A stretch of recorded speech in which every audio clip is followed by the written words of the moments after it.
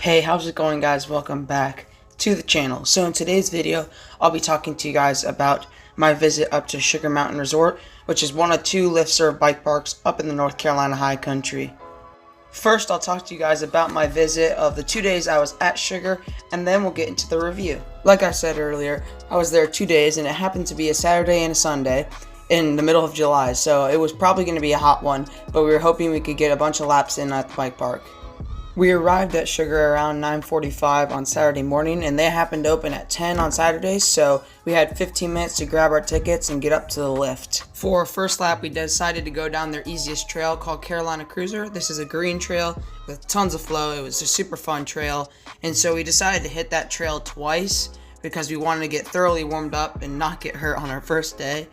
After we hit the green trail a couple of times, we decided to go back up and try their blue trail. This is Scrambler, and so this is their only blue trail from the top. It's super technical. It has some tight corners, as you guys can see, and it also has a lot of roots and a lot of rocks. But yeah, Scrambler is a super fun trail, but just be warned, it's pretty difficult for a blue trail.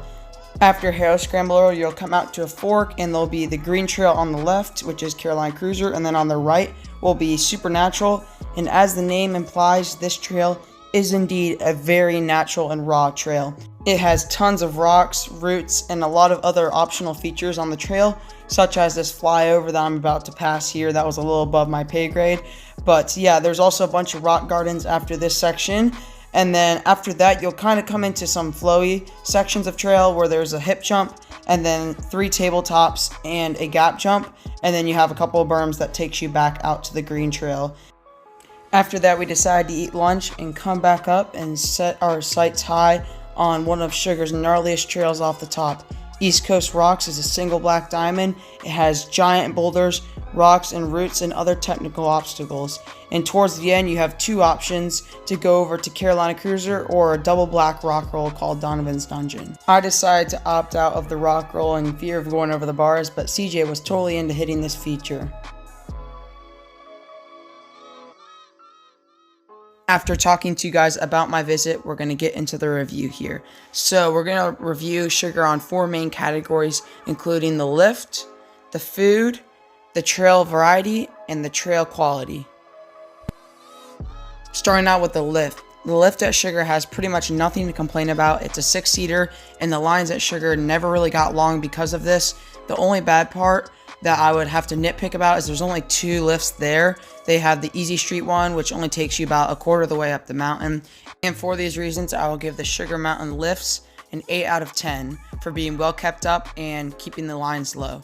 And for the next category, it comes down to food. So unfortunately, their lodge is not open, which is right on the mountain, but the golf course does have like a little snack bar where you can get food. It seemed to be pretty well priced.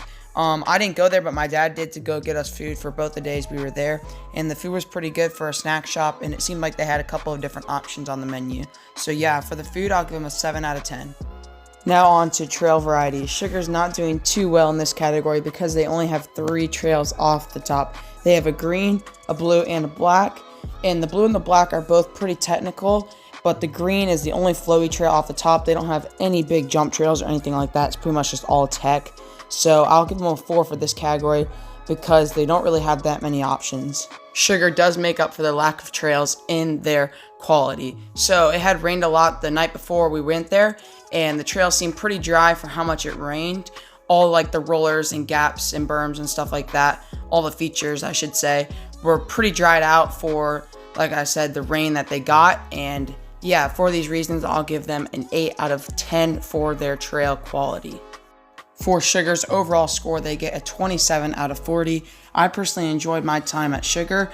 I'm not sure if that was just because it was my first time riding downhill, but I think if you live near this resort, you should check it out. I had a really great time, and like I always say, thanks for watching. Like and subscribe. Peace.